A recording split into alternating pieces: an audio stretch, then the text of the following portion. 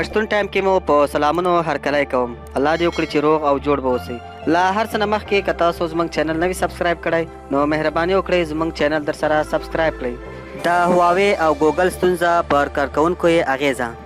ګوګل په یو نوي ګام کې د چینایي موبایلونو جوړونکی شرکت هواوی ځینې محدودیتونه ولګول چې له دې وروسته به دغه چینایي موبایلونه د انډرایډ سیسټم له ځینو اپډیټونو بې برخې وي. له دې وروسته به د دغه شرکت نوي زیرک موبایلونه د ګوګل ځینې پروګرامونو اپلیکیشن ته د لاسرسي بې برخې وي.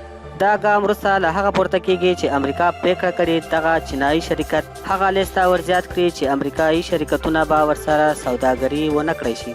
ګوګل په یوه خبرپاڼه کې ویلي چې له دې پریکړې به په بریالي توګه د وتو په حال کې دی او پایلې یې ارزوي.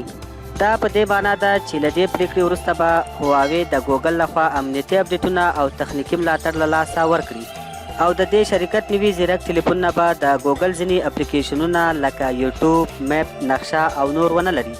خو هواوی کولی شي یو بل ډول د کارونې سیسټم یا انډرایډ چې د خلاصو سرچینو یا اوپن سورس لخوا جوړ دی لا هم وکاروي. آیا دا به د هواوی په کارکوونکو څه اغیزه وکړي؟ که هواوی د امریکا له دولت سره خپل اختلافات حل نه کړي د دې شرکت نوي زیرک ټلیفونونه به محدود امکانات ولري، خو په دې شرط چې دا شرکت په بشپړ ډول له انډرایډ سیسټم نه ووځي. خو لا تر اوسه معلومه نه ده چې د ګوګل لخوا به دغه محدودیتونه په هواوی تر کومه دوام وکړي. هواوی تر سمسنګ وروسته د نړۍ دویم شرکت دی چې ډېر ټلیفونونه پلوري او د دغه شرکت په وینا شاوخوا 9 میلیارد کسان د دوی ټلیفونونه کاروي.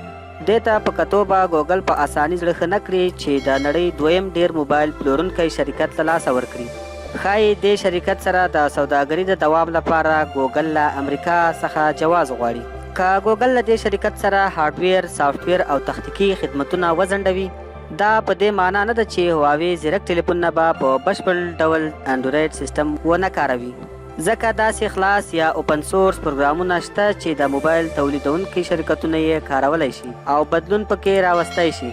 خو د دې سره سره د دې موبایل ډیر کاروونکي د ګوګل په خدمتونو تکیه کوي لکه پلی سټور، یوټیوب، جیمیل، ګوګل میپ، ګوګل ډرایو، ګوګل فوټو او ځینې نور هغه اپلیکیشنونه چې واقع د ګوګل په لاس کې دی.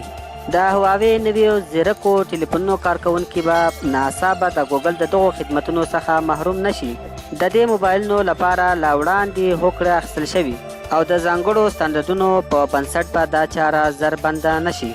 بلخوا ګوګل کولی شي پرته له دې چې له هواوی سره مخامخ راشه درشه وکړي خپل پروګرامونو د دې موبایلونو لپاره لاسرسی ورکړي. امید ده چې ویډیو مو خوښه شوې وي. که مو خوښه شوې وي چینل در سره سبسکرایب کړئ. مننه.